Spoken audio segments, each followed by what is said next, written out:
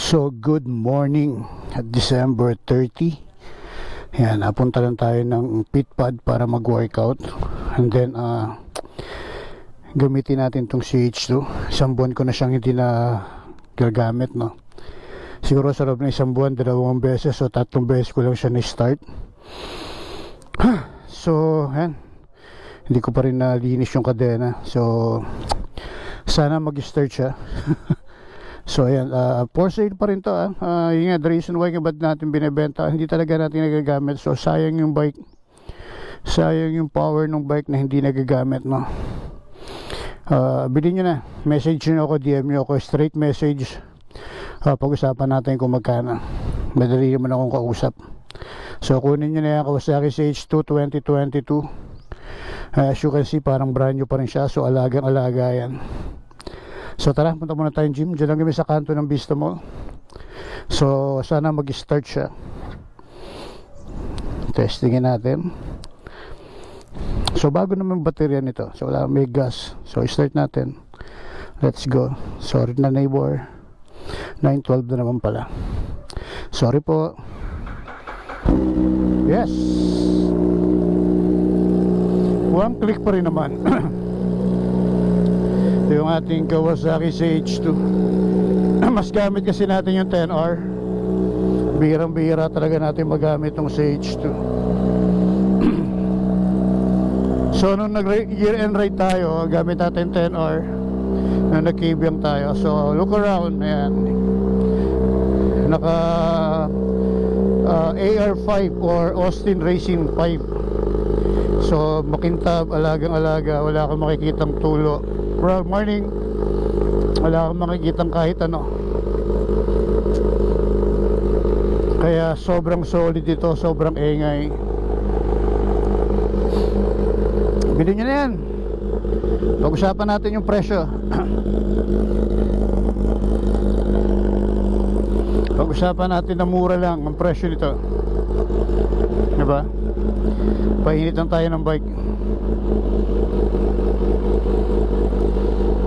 Actually, misa, mas matagal pa yung pagpapainit ng bike kaysa sa pagpunta sa kanto. No.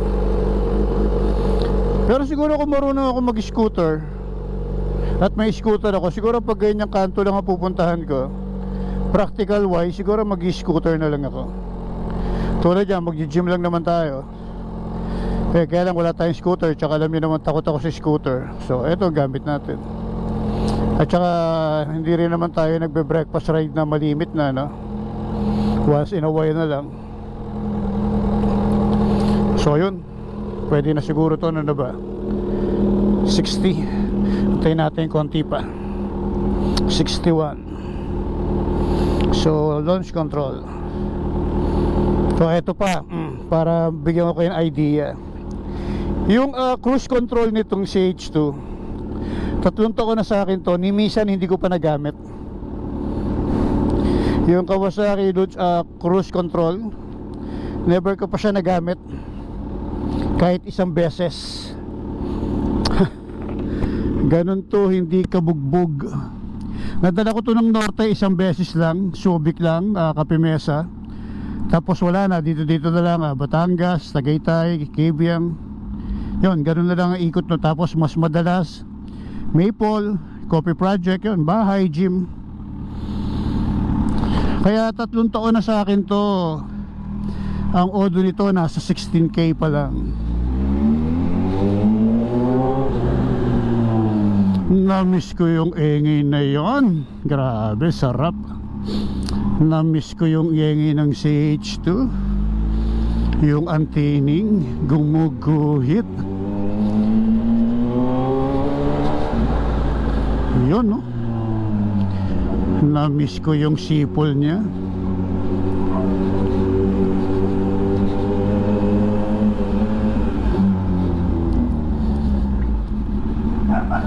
Kaya talagang sports bike pa rin kasi talaga ang gusto ko, eh.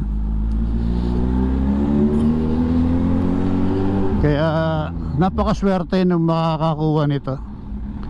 Wala siyang problema, wala pang mabigat na ginagawa rito. Actually wala pang nagagawa rito na mabigat.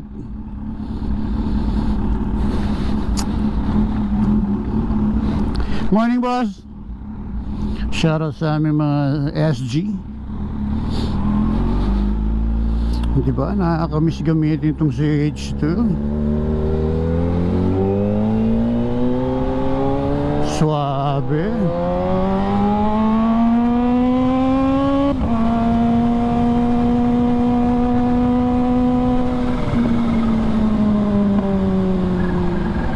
Sarap.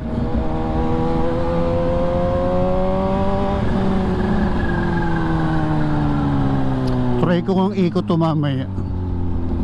Yun eh, kung hindi ako ano sa sports bike.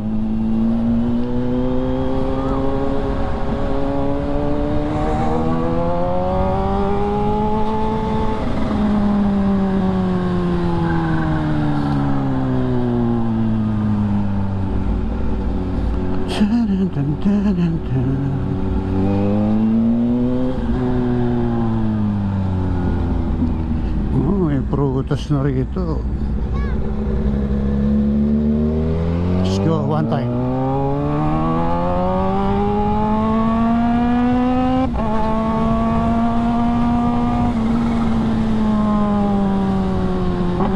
Downshift, sarap.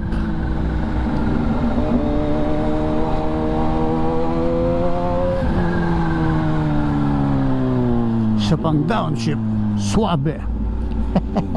Ayun yung Vista Mall, oh. Diyan ako nag-workout. So diyan din naman tayo malimit nagkakape. Kaya sabi ko sa inyo, ang ride nito sobrang lapit. Diba? Ilang kilometro lang yung layo ng Vista Mall sa bahay namin.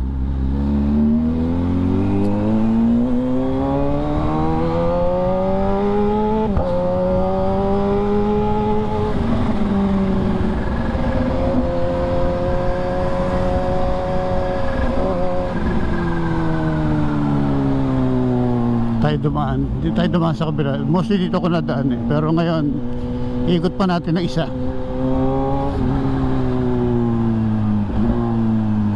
Wala lang, para lang maikot natin itong si Sage doon. Ikot lang natin ng isa. Miss ko talaga to. Sobrang na-miss natin itong Kawasaki Sage 2.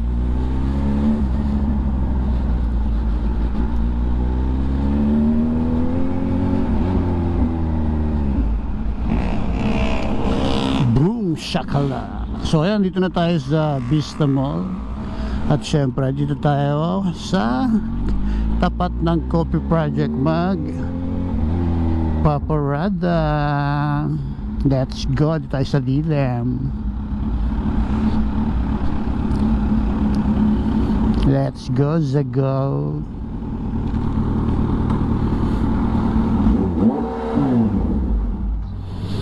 Diba? So dito ka muna, bebe. At ako'y mag-workout lang. Saglit lang naman tayo mag-workout. Try natin ilak yung manubela para safe.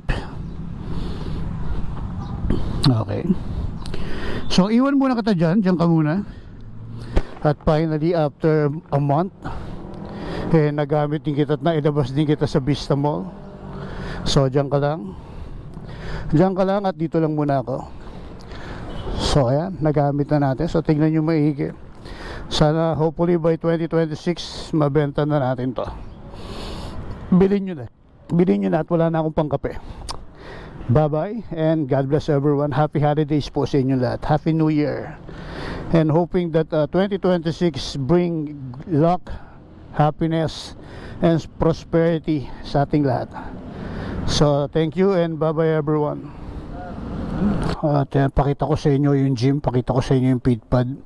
So ito yung feed pad Tansa. So meron din silang branch actually sa Alabang, sa Mikara, dito sa may Naik. So ito yung feed pad sa may Tanza. So ito yung gamit. As you can see, halos kompleto na naman. At ang balita natin by January next year, may darating pang mga gamit. So ikot ko kayo. So meron tayong incline, flat bench, set of dumbbells up to 80 pounds. Meron tayong barbell, preacher curl, may mga darating pang gamit. So halos kompleto na rin ng gamit.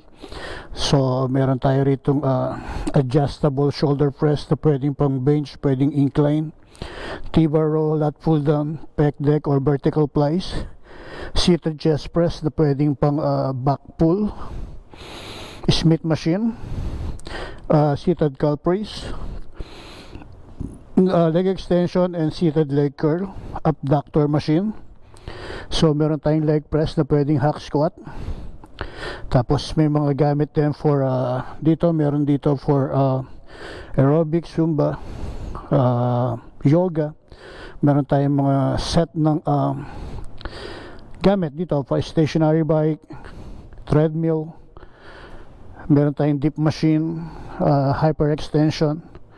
Meron din tayong pang workout para sa glute. So nakalimutan ko na yung tawag dyan. So air condition. So talagang napaka solid mag workout dito. So dito yan sa Pitpad Tansa. So kung malapit kayo rito sa Bagtas, Tansa, dito na kayo mag workout. Pitpad Tansa Vista Mall. So workout kayo rito. And then yung mga nahingi ng sticker sa akin dito, makikita nyo ako rito everyday ng morning ng 9 AM or minsan sometimes 10 AM nandito na ako. So ngayon nag leg workout lang tayo as you know na may problema tayo sa tuhod. So yung workout natin is more on light exercise lang. So knee therapy tayo, kailangan natin palakasin yung therapy. And then shoutout sa lahat ng staff ng Pitpad, sa lahat ng coaches ng Pitpad. So shoutout sa inyo lahat. So see you next year. Kita-kita tayo sa gym next year. And then yun, enjoy your holiday. Happy New Year everyone. God bless sa inyong lahat. So workout na. Start yung 2026 ng healthy lifestyle nang wala tayong iniinda, especially pag nagkakaedad na tayo. Kailangan na natin alagaan yung ating health, no? Especially ako, I'm turning 54 next year. So yun, alagaan natin sarili natin. And yun, God bless sa inyo lahat. And more rides sa 2026. So bye bye everyone and God bless po sa inyo lahat. Ito yung gym, pakita ko ulit sa inyo. Hikutan natin. Ito. So may shower room para sa babae at sa lalaki. May locker room. So libre yung kape. Yun yung pinaka the best dito. Libre yung kape. So bye bye everyone and God bless po sa inyo lahat. See you next year. And we're done. Tapos na tayo mag-workout at pauwi na tayo. So legs workout lang tayo. And then ito yung ating ZH2. Bilhin nyo na. At kailangan na natin ng pera. Bilhin nyo na itong ZH2. Murang-mura na lang to. So tapos na tayo mag-workout dyan sa may Pitpad Vista Mall, Tanza. So cold start tayo ng CH2. Grabe ang init.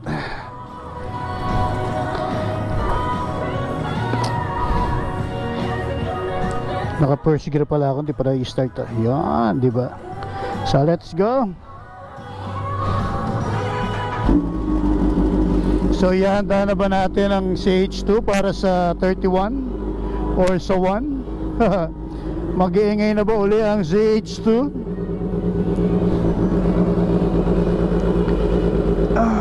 Grabe, sobrang init. So samahan nyo akong umuwi. Umuwi na. Umuwi ng umuwi. Oh. So yung gusto ko lang mag-thank you sa lahat ng nakasama natin for the whole year sa ride, sa Tambike, sa CCRC family, kay na John Arebs, kay Pitch Moro, sa lahat ng tropang CCRC. Maraming salamat. Isang makulay na taon, isang makulay na rides. And then thank you everyone sa lahat ng nakasama natin sa ride, sa lahat ng nakasama natin sa Tambike. Maraming salamat. And then more rides sa 2026 kung kaya pa at hindi pa bibigay yung tuhod natin. More rides sa 2026. And still sports bike pa rin tayo sa 2026 hanggat kaya. Like nga sabi ko, no, hanggat kaya ng tuhod ko, siguro sports bike tayo. Pero pag hindi na natin kaya, siguro it's about time na isabit na lang natin yung mga helmet natin at gawin nating remembrance, no? So alam niyo naman, hindi ako marunong sa scooter, takot ako mag-scooter. Siguro pag dumating yung time na hindi na rin na talaga natin kayang magmotor, mag big bike, so is acceptance na hanggang doon na lang tayo, di ba? Yun lang naman yun. Tanggapin natin ang maluwag na hindi na natin kaya mag sports bike, hindi na natin kaya magmotor. So lahat naman tayo tumatanda eh. Siguro una-una lang yan, it's just a matter of time. Yun. So sa akin medyo napaaga gawa ng tuhod ko. So yung ride namin nung Sunday, year-end ride, CB650. So yung year-end ride namin nung Sunday, sobrang tiis pogi yung ride na yon. Sobrang sakit ang tuhod ko. Pero dahil sa year-end ride na, tiis tayo. So yun, maraming salamat everyone, and God bless po sa inyong lahat. Bye bye, and maraming salamat sa lahat ng mga sumusuporta sa Kapimoto TV 2.0, sa lahat ng mga followers natin, sa mga nabigyan natin ng sticker, sa mga nabigyan natin ng jersey, sa mga nabigyan natin ng balaklava, sa inyo pong lahat. Wala pong Kapimoto TV kung wala kayo. So maraming salamat po sa inyo, and God bless po, and bye bye everyone.